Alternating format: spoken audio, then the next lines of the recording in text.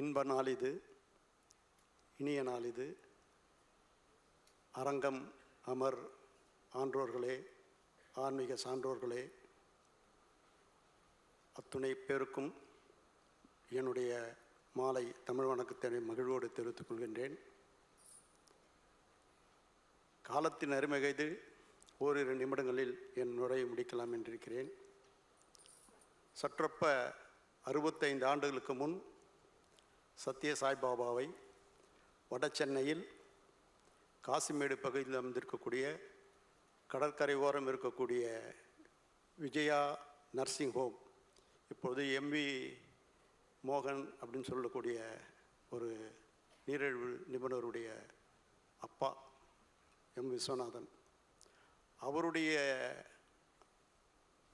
அந்த மருத்துவமனைக்கு பின்புறமாக மிகப்பெரிய கடல் போன்ற ஒரு வசதியுள்ள ஒரு பெரிய ஆடம்பரமான ஒரு அமைதியான ஒரு பூங்கா. அந்த இடத்திலே சத்ய சாய்பாபா அவர்களை அந்த 10 வயதில் நான் அவரை தரிசனம் பார்த்தவன். அந்த மாலை நேரத்திலே மந்தகாசம் கூறக்கூடிய இடத்திலே அவருடைய ஹோய் ராமா ஹோய் ராமா நீ தானுண்ட பெட்டுக்கோ தண்டராமா என்று அந்த பாடல் 65 ஆண்டுகளுக்கு பின் என் காதில் ஒலித்து கொண்டிருக்கிறது. அதோடு மட்டுமில்லை, அவருடைய சொல்லாடல் காணி காபட்டி என்று சொன்ன அந்த சொல்லும் என் காதிலே ரீங்காரமிட்டு கொண்டிருக்கிறது. அவருடைய மிகப்பெரிய ஒரு சேவை, மக்கள் சேவையே மகேசன் சேவை, நீ மக்களுக்கு சேவை செய், அது இறைவனுக்கு செய்ய சேவையாகும் என்று சொன்ன அந்த சொல்லாடல் அவருடைய வாழ்க்கையில் அவள் கடைபிடித்தது. அவர்தான் முதலில் கொடுத்து கொடுத்து சிவந்த கரம் என்ற சொல்லுக்கு உதாரணம் அவர்தான். அவர் உருவாக்கிய மருத்துவமனைகளும் அவர் உருவாக்கிய கல்விக்கூடங்களும் ஆன்றோன் சான்றோன் கேட்டக்கூடிய அளவுக்கு மிகப்பெரிய வளமான ஒரு நிறுவனங்களை, ஒரு கல்வி சாலைகளை, மருத்துவமனைகளை உருவாக்கினார்.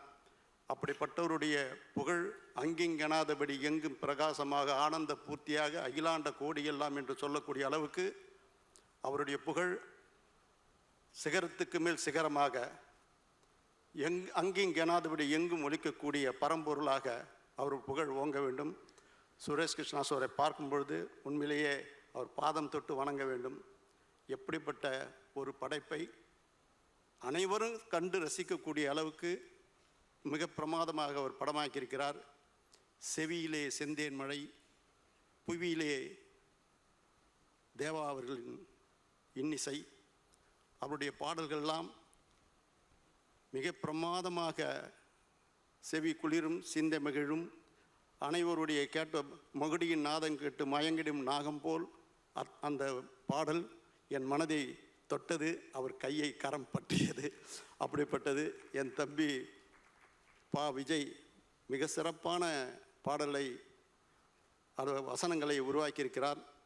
இந்த படத்தை மிக சிறப்பான முறையில் எடுத்து செல்லக்கூடிய அளவுக்கு மிகப்பெரிய வெற்றி அடையும்.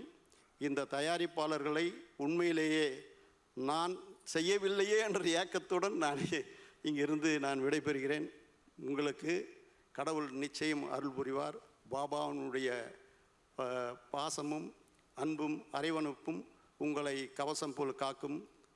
வாழ்க வாழ்க என்று சொல்லி விடைபெறுகிறேன். நன்றி, வணக்கம்.